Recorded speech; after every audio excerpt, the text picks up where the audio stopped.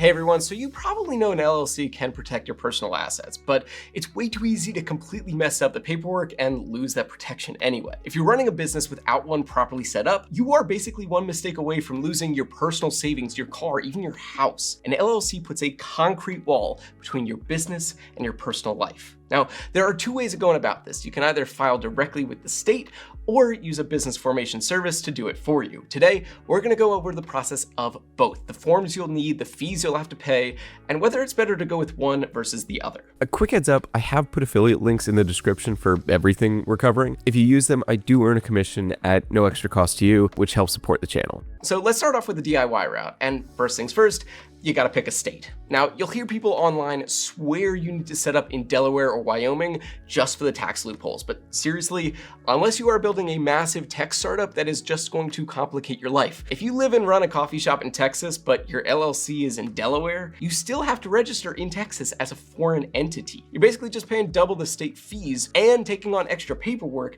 for a benefit you'll never actually use. So seriously, just file in your own state, okay? Next up, you gotta pick a name. It's pretty straightforward, but there are some stipulations. It's gotta be unique in your state, and it's gotta have LLC at the end. You also can't use words like bank or university, unless you've already gotten special clearance for it.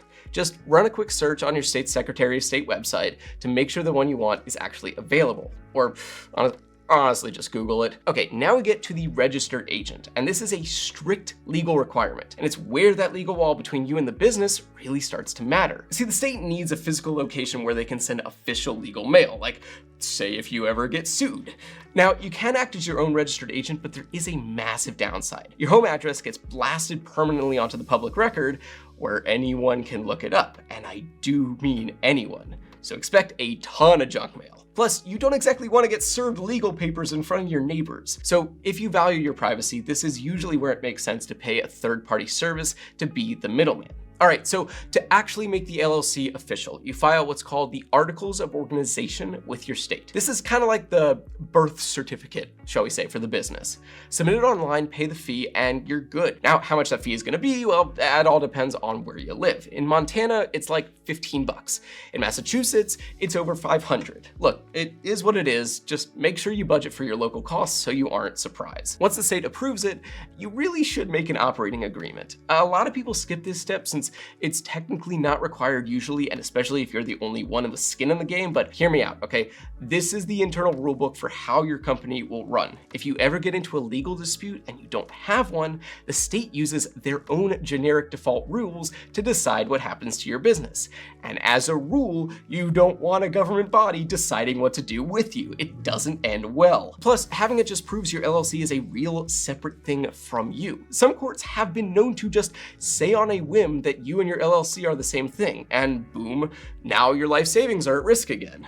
Okay, last up, you need an EIN. Think of it as the social security number for your business. It's pretty easy to get for free. Just fill out a form on the IRS's website. Fair warning, their site is built like it's 1997, but again, what can you do? You literally can't open a business bank account or even process credit cards without it. And keeping your business income in a totally separate bank account is, again, how you prove to the courts that you aren't commingling funds, which keeps that liability shield intact. But yeah, that's basically the DIY way. And full disclosure, that is actually how I set up my very first LLC. I wanted to save a couple of bucks, so I just grinded through the state websites myself. It works, but I gotta say, it is absolutely exhausting and it can backfire pretty easily because you're taking on all the administrative upkeep by yourself. If you get busy actually, running your business and forget to file your annual state report next year, the state can just administratively dissolve your company. That is all it takes.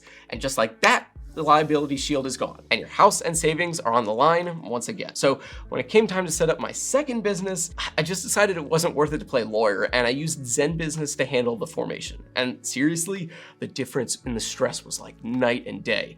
It is so nice to have all the heavy lifting handled. You never have to freak out about whether you checked the wrong box on the 50th form of the day and now someone could sue you for all you're worth. And the setup was super simple. You just go to their site, pick your state from the dropdown, type in your business's name, and answer a few basic questions. From there, the question is really just how much help do you actually need? If you are on a strict budget, their starter plan is literally $0. You only pay for what your specific state charges for the mandatory filing fee. They process your articles of organization with with a 100% accuracy guarantee, so you know the foundation is solid without paying a cent in service fees. But if you do want some more peace of mind, their Pro plan is usually the sweet spot. It runs about $200 a year, plus the state fees, and for that, they'll handle getting your EIN from the IRS and rush your filings so it's processed in just one business day, meaning no waiting around just to open a bank account. Plus, you get 30 days of free access to their online tools, including an AI website builder, a custom domain, and a business email. They also give you a whole library of document templates, which is where you'll get their essential operating agreement that we talked about earlier. Now, for my own company, I decided to go with the premium plan. That's around $400 a year,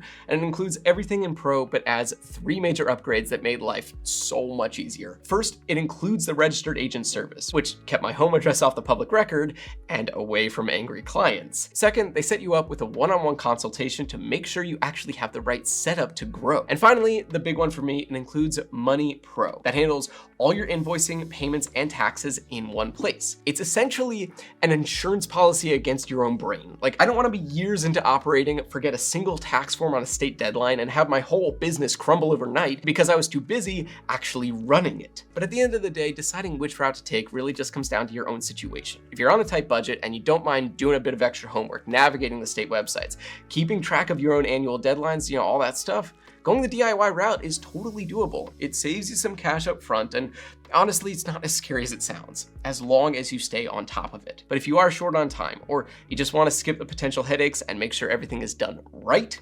Zenbusiness is a really solid option. They guide you through the whole process, handle the filings, and keep you compliant so you can actually just focus on running the business. But anyway, that is all for this video. I really hope it helped clear things up for you, and if it did, I'd appreciate it if you gave it a thumbs up. And subscribe to see more just like this. And don't forget, you can find the affiliate links for what we covered right below this video. If you use them, we earn a commission at no extra cost to you, which really does help support the channel. Now, as always, I enjoy hearing your thoughts. So if you run into any weird state forms or have questions about setting yours up, drop a comment below. I'll try to get back to you as fast as I can. Also, if you're a brand and you'd like to work with us or sponsor a future video, you can reach out using the email that's also down in the description. Otherwise, thank you so much for watching, and I will see you in the next one.